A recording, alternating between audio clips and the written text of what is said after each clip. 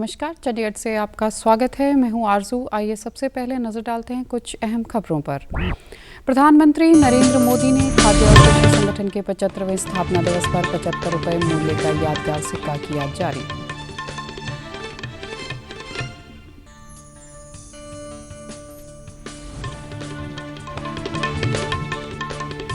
चंडीगढ़ के प्रशासक ने कोरोना संक्रमण के मामलों में कमी के कारण शहर के अस्पतालों में ओपीडी शुरू करने के लिए प्रयास करने के दिए निर्देश।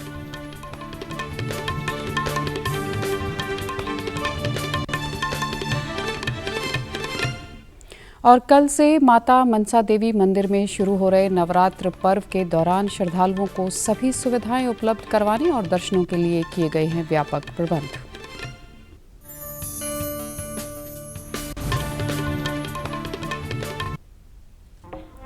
अब समाचार विस्तार से। प्रधानमंत्री नरेंद्र मोदी ने आज खाद्य कृषि संगठन FAO के 75वें स्थापना दिवस पर 75 रुपये का सिक्का जारी किया। प्रधानमंत्री ने 8 फसलों की 17 जैव संबंधित किस्मों को राष्ट्र को समर्पित किया। विश्व खाद्य दिवस पर बधाई देते हुए नरेंद्र मोदी ने कहा कि देश के किसान खाद्य क्रांति के लिए सरकार का महत्वपूर्ण स्तंभ हैं। आज फूड एंड एग्रीकल्चर ऑर्गेनाइजेशन के लिए भी एक महत्व का दिन है। आज इस महत्वपूर्ण संगठन के 75 वर्ष पूरे हुए हैं। इन वर्षों में भारत सहित पूरी दुनिया में FAO ने कृषि उत्पादन बढ़ाने, भूखमरी मिटाने और पोषण बढ़ाने में बहुत बड़ी भूमिका निभाई है।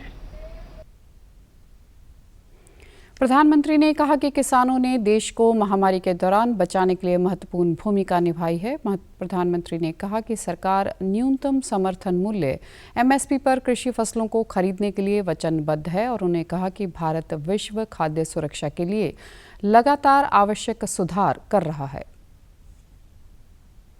हमारे कृषि वैज्ञानिक, हमारे आंगनवाड़ी और आशा कार्यकर्ता कुपोषण के खिलाफ आंदोलन का एक बहुत बड़ा हमारा मजबूत किला है, मजबूत आधार है। इन्होंने अपने परिश्रम से जहां भारत का अन्न भंडार भर रखा है, वहीं दूर सुदूर गरीब से गरीब तक पहुंचने में सरकार की बहुत मदद की है। कृषि से संबंधित नए कानूनों की सराहना करते हुए नरेंद्र मोदी ने कहा कि इनसे मंडियां मजबूत होंगी और किसानों को सुविधाएं मिलेगी। उन्होंने कहा कि किसान उत्पादक संघों का विकास होगा और छोटे किसानों के जीवन में क्रांतिकारी बदलाव होंगे। प्रधानमंत्री ने कहा कि नए कानून सुनिश्चित करेंगे कि मंडियों में बिचौलियों की कोई भूमिका नहीं होगी। नए प्रबंधों से किसान को उसकी उपज का बेहतर मूल्य मिलेगा।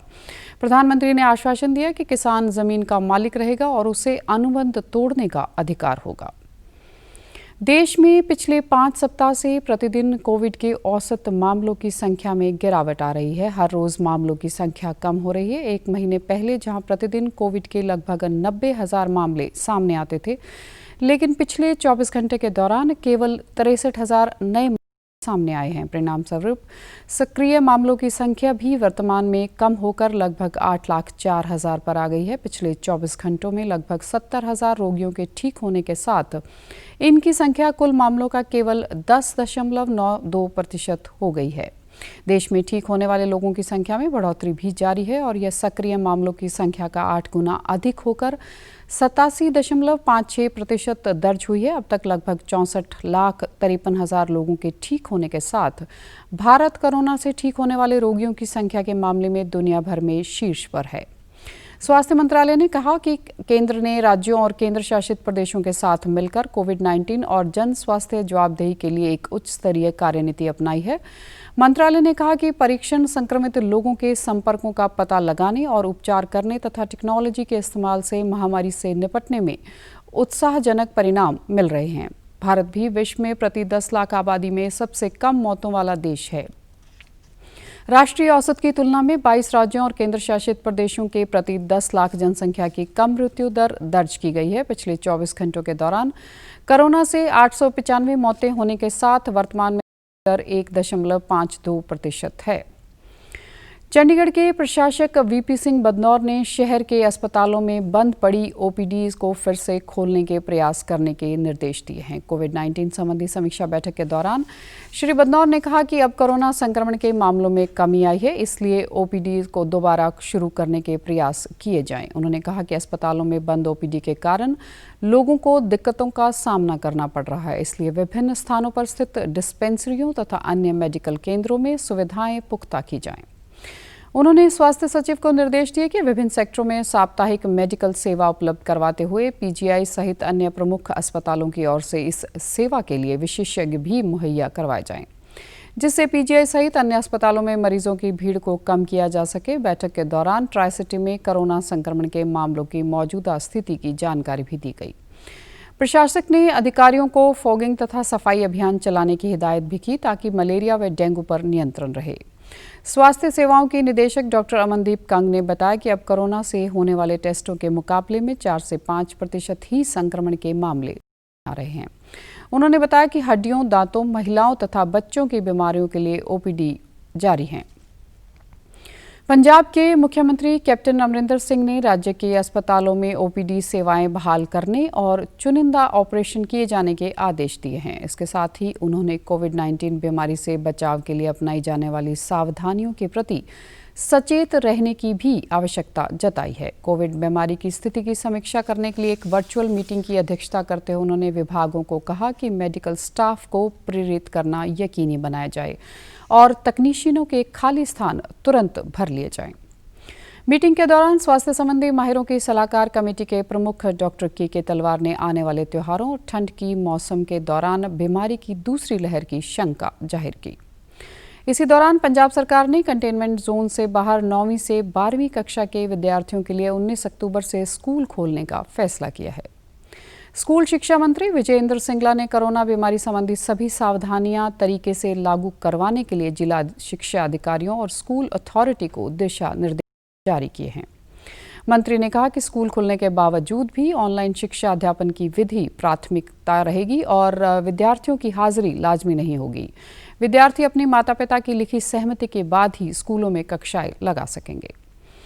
कोविड-19 की महामारी के कारण लॉकडाउन के बाद रेहड़ी पटरी वाले छोटे दुकानदारों का काम धंधा दोबारा शुरू करने में मदद के लिए प्रधानमंत्री स्वनिधि योजना शुरू की है।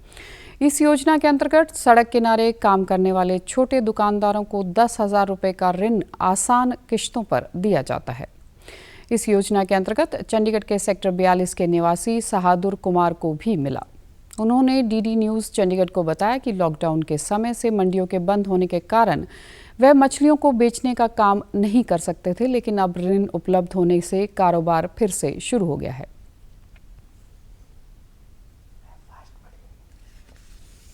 जब से लॉकडाउन लगा था सर तो हम लोग बिल्कुल बेरोजगार हो गए सर। जितना भी था पड़ा सर वो सब खत्म हो गया था। फिर सर ये लोन की वजह से बहुत उम्मीद जगी है सर। दोबारा से फिर लोगों ने अपना काम धंधा फिर से चालू कर दिया सर और धीरे धीरे सर पटरी पे धीरे धीरे ज़िंदगी आ रही है। फिर सर लॉकडाउन की वजह से बहुत दिक्कत पड़ गया था और पैसे वैसे वगैरह ख़त्म भी हो गए थे सर। तो इस वजह से अब फिर से दोबारा धीरे धीरे ऑर्डर भी आ रहे हैं और धीरे धीरे अब हमारा काम भी चलने लग गया सर। हम तो मोदी जी से बहुत खुश है सर जी, ताकि ऐसी स्कीमें और चलाते रहें मोदी जी, ताकि हमारे लोगों का रोजगार में कोई दिक्कत ना आए, परेशानी ना पड़े सर। सहादुर कुमार ने बताया कि प्रधानमंत्री की डिजिटल इंडिया की सोच को अपनाते हुए अब उन्होंने अपने काम को ऑनलाइन शुरू कर दिया है। फोन पर ऑर्डर लेकर वे घर से ही ग्राहकों तक सामान पहुंचाते हैं। सर हम उसको पूरा सहयोग करते हैं सर, और हम लोगों ने भी अपने काम को मॉडिफाई कर दिया सर। पहले हम ऐसे बेचते थे, अब सर हम उन्होंने ऑर्डर पे दे दिया है सर। और पेमेंट भी सर हम ऑनलाइन पेमेंट लेते हैं सर, फ़ोन पे पेमेंट लेते हैं। कस्टमर को बोलते हैं फ़ोन पे दो, वो लोग भी खुश होते हैं कि सर हम लोग बदल रहे हैं। नहीं तो पहले हम लोग घूम घूम के मछलियाँ बेचते थे, बैठ के बेचते थे मछलियाँ। तो अब काफ़ी प्रोग्रेस हो गई है सर, और हम आगे ही ऐसे मोदी जी के हिसाब से ऐसे ही काम करेंगे और हम देश के लिए पूरी तरक्की में पूरा साथ देंगे मोदी जी का। उन्होंने कहा कि फिर से कारोबार शुरू होने से उनकी आर्थिक स्थिति में सुधार हो गया और उनका पूरा परिवार खुश है। हरियाणा सरकार ने आगामी त्योहारों के मद्देनजर आवाजाही और बाजारों में भीड़भाड़ होने की संभावना को देखते हुए जल्द से जल्द मानक संचालन प्रक्रियाएं जारी करने के निर्देश दिए हैं। राज्य के मुख्य सचिव विजय वर्धन ने वीडियो कॉन्फ्रेंसिंग के माध्यम से हुई अधिकारियों की एक बैठक के दौरान मास्क पहनने, आवश्यक दूरी बनाए रखने, हाथों की स्वच्छता संबंधी नियमों की सख्ती से अनुपालना सुनिश्चित करने के निर्देश दिए। उन्होंने पंचकुला के माता मनसा देवी मंदिर और गुरुग्राम के शीतला माता मंदिर के लिए तुरंत संचालन प्रक्रियाएं जारी करने के निर्देश दिए हैं। दशहरा व दिवाली के दौरान बाजारों में आवश्यक दूरी मानदंडों की सख्ती से पालना करने को कहा। विजयवर्धन ने बीमारी के प्रभावों के प्रति लोगों को जागरूक करने के लिए गतिविधियों को बढ़ाने पर भी बल दिया। मुख्य सचिव ने पुलिस अधिकारियों को मास्क न पहनने वाले लोगों के खिलाफ चालान करने की कार्रवाई को सख्ती से अमल में लाने की आवश्यकता जताई। कल से चंडीगढ़ के निकट पंचकुला में माता मनसा देवी मंदिर में पर्व शुरू हो रहा है। माता मनसा देवी मंदिर बोर्ड ने मेले के दौरान दर्शनों के लिए व्यापक प्रबंध किए हैं ताकि कोविड-19 संबंधी सभी सावधानियां अपनाकर मंदिर परिसर में साफ सफाई और सैनिटाइजेशन की व्यवस्था की सुनिश्चित की जाए। बोर्ड के मुख्य प्रबंधक अधिकारी MS यादव ने DD न्यूज़ चंडीगढ़ को बताया कि पास के बिना किसी को भी दर्शनों के लिए जाने नहीं दिया जाएगा और रोजाना 12,500 श्रद्धालु दर्शन कर सकेंगे।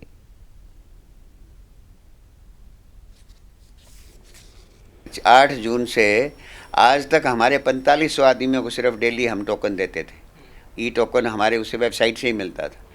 अभी हमने उसको 12,500 कर दिया है। डेली 12,500 लोग आएंगे। सिर्फ इससे बियॉन्ड हम अलाउ नहीं करेंगे। टिकट लेके ही आएंगे। Ticket on website. Time slot बनाया सवेरे 6 से लेकर के शाम के 9:45 बजे तक। हाँ, कोरोना का टेस्ट भी यहाँ जितने भी हमारे सभी एम्प्लॉइज हैं उन सभी का भी यहाँ हुआ है। जो दर्शनार्थी आ रहे हैं उनका भी हम रैपिड कोविड टेस्ट कर रहे हैं। पुलिस फोर्स सफिशिएंट 500-700 आदमी जरूर होंगे।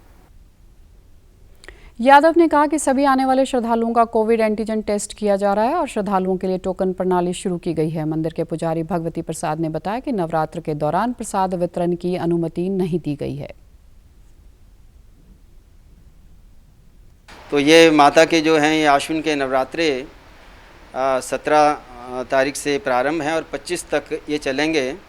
तो नवदुर्गाओं का प्रथमम शैलपुत्री च, द्वितीयम ब्रह्मचारिणी, तृतीयम चंद्रघंटेति कूष्मांडेति, चतुर्थकम पंचमम स्कंदमातेति, षष्ठम कात्यायनीति च, सप्तमम कालरात्रीति, महागौरीति चाष्टमम, नवमम सिद्धिदात्री च, नवदुर्गा प्रकीर्तिता। इस प्रकार से ये नवदुर्गाओं का प्रथम शैलपुत्री से लेकर के और नवमी सिद्धिदात्री तक पूरे 9 दिन जो हैं देवी के भक्तगण माता की आराधना करेंगे, माता के व्रत रखेंगे और उनसे अपनी मनोकामनाओं की पूर्ति के लिए प्रार्थना।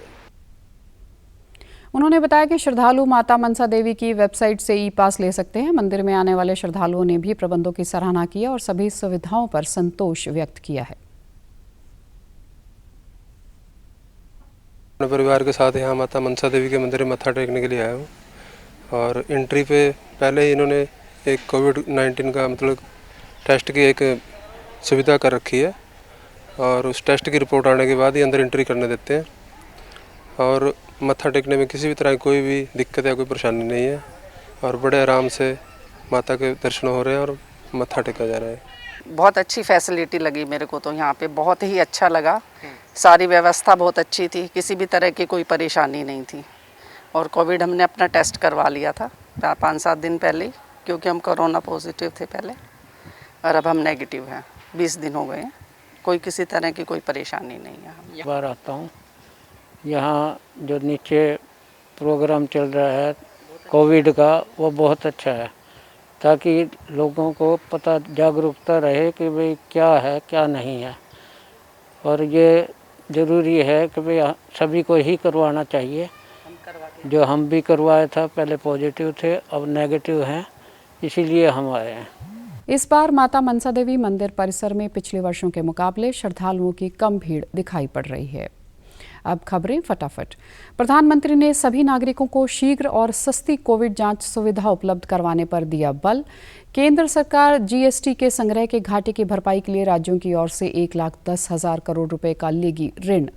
कोरोना वायरस खतरा अभी टला नहीं है, इसलिए सभी से निवेदन है कि बाहर जाने के समय मास्क जरूर पहनें, सामाजिक दूरी बनाए रखें, बार बार अपने हाथ साबुन से धोएं और सैनिटाइजर का इस्तेमाल करें। वैश्विक महामारी कोविड-19, जिसका कहर संपूर्ण मानव जाति को अपनी आगोश में ले चुका है। टीका या दवाई उपलब्ध होने तक महामारी के खिलाफ मानवता की जंग जारी है। ऐसे में सबसे जरूरी है सावधानी और बचाव। फेस मास्क कोरोना से रोकथाम का सबसे प्रभावी उपाय साबित हुआ है। विश्व स्वास्थ्य संगठन और विशेषज्ञों की शोध का भी यही निष्कर्ष है कि मास्क से मुंह और नाक को अच्छी तरह ढककर कोरोना संक्रमण को कम किया जा सकता है। कोरोना संक्रमण से बचाव के लिए मास्क पहनने के साथ ही जरूरी है मास्क को सही तरीके से पहनना। बहुत से लोग मास्क से नाक और मुंह को सही तरीके से नहीं ढकते हैं, जिससे संक्रमण का खतरा बना रहता है। बिना मास्क या फेस कवर के घर से बाहर निकलने की अभी कल्पना करना भी सही नहीं है। जुड़िए डीडी न्यूज की खास मुहिम मास्क अप इंडिया के साथ। मास्क पहने और अपने मुंह और नाक को अच्छी तरह ढकें। अपने परिवार के सदस्यों और दोस्तों को मास्क पहनने के लिए कहें। Mask up India, mask up India. DD news के माध्यम से सबको बताना है, कोरोना को हराना है, मास्क जरूर लगाना है।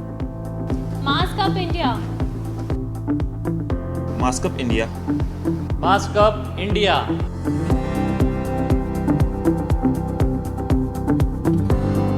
और आप हमारे समाचार YouTube channel DD news Chandigarh, Facebook DD news Chandigarh और Twitter handle DD news CHD पर भी देख सकते हैं। इसी के साथ चंडीगढ़ से समाचारों का समाप्त होता है। नमस्कार।